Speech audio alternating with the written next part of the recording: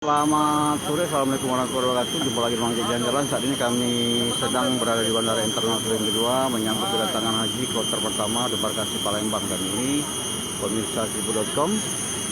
Saat ini sejumlah haji kloter pertama tiba di Bandara SMT2 Internasional kedua Palembang menggunakan pesawat Saudi Arabia. Nah, seperti ini. Dan ini dia tiba sekitar pukul 5 lewat 20 menit. Nah, itu pemirsa